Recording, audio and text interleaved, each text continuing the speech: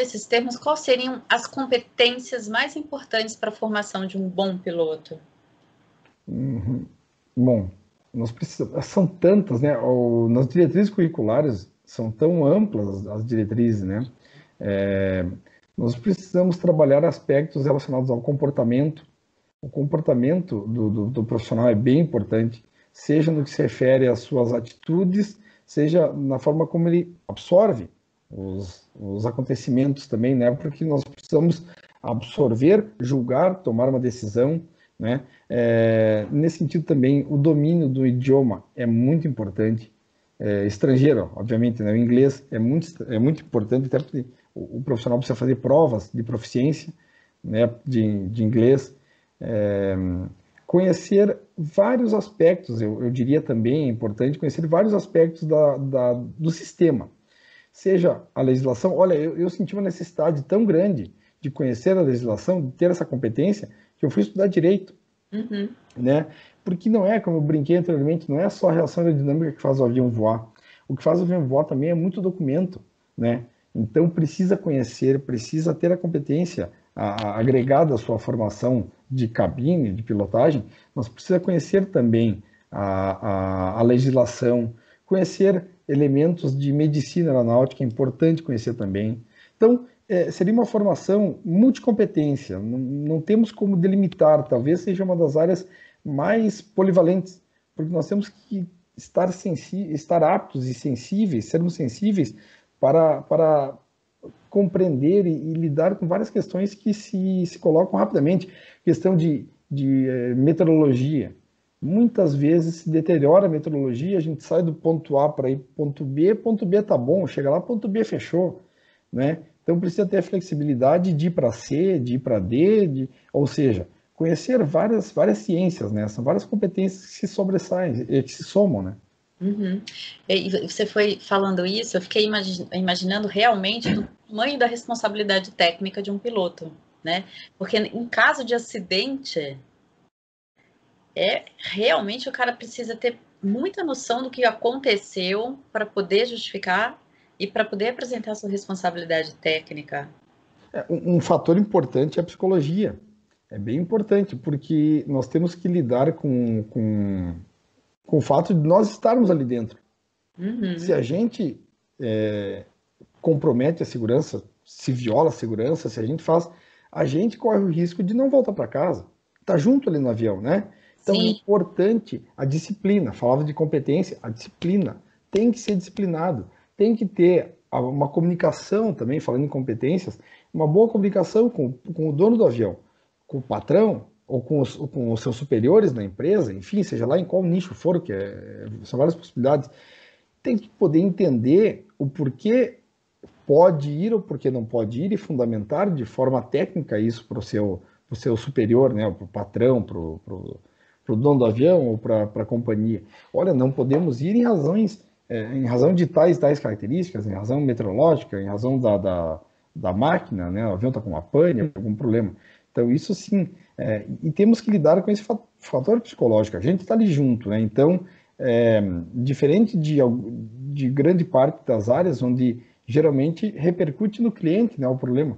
Se eu não prestar uma boa assistência, meu cliente vai ter um problema, mas no meu caso, não, eu estou junto ali.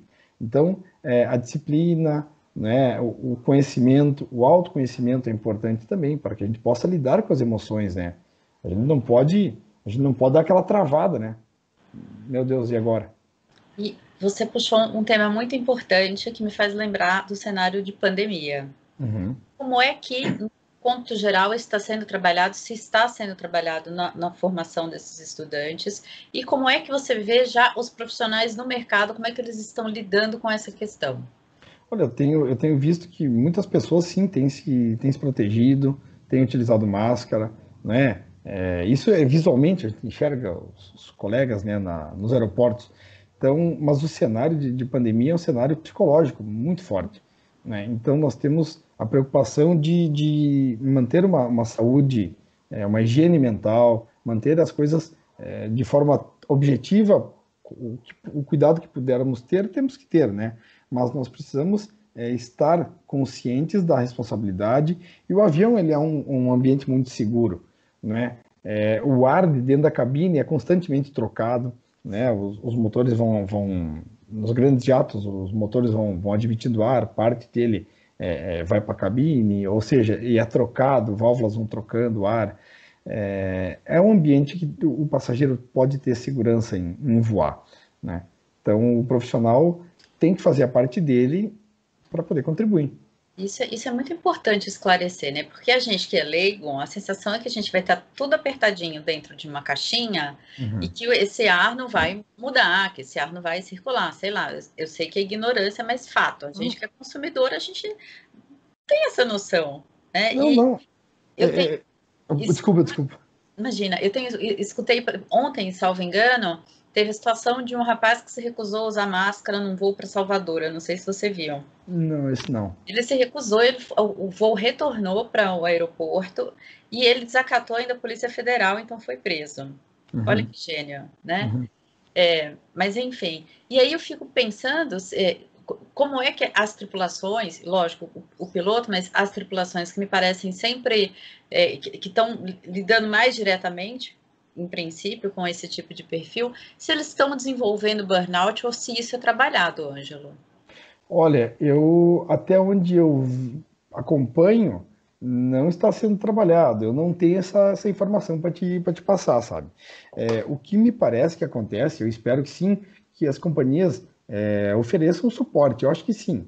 Isso eu acredito que está acontecendo. Agora, quanto a burnout, aí eu não saberia te falar essa parte, desse aspecto, não.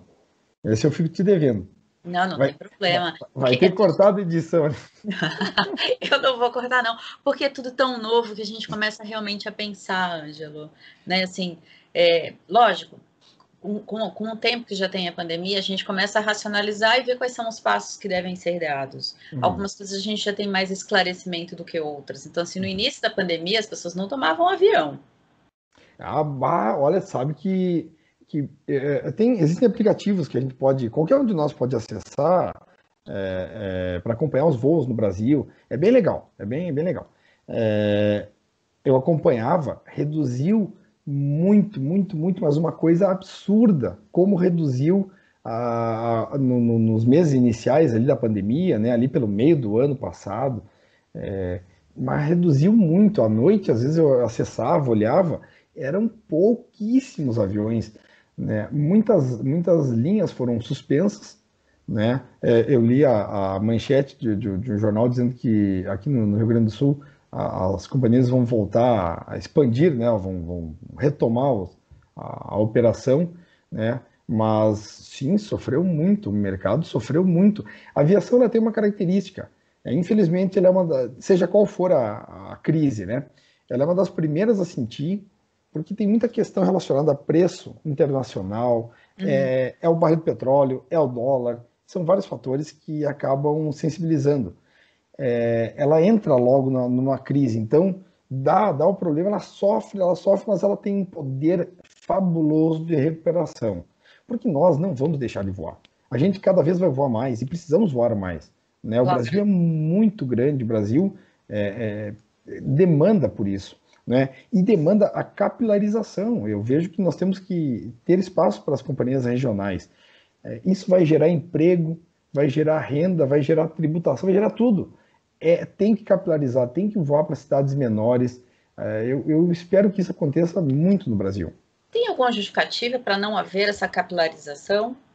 Estrutura talvez seja uma delas. É difícil eu te apontar uma única causa ou eu te passar um rol taxativo. Esse. Eu prefiro apontar alguns elementos que, na minha opinião, são fatores contribuintes, né? Questão de cultura, né? Eu pergunto para a professora Rosa. Professora Rosa, gosta de voar em avião grande ou avião pequeno? Grande. Pois como é que eu vou capilarizar com um avião grande? Não dá. Eu preciso ter um avião pequeno. Entendi. Aí a cultura que talvez a gente, população, talvez tenha pequeno, talvez não seja seguro. Prefiro grande. Não é por aí, sabe? O que acontece? Com um avião menor, vai voar mais baixo. Isso depende muito, né? Vamos pegar um avião, estou pensando aqui, X categoria. Vai voar mais baixo.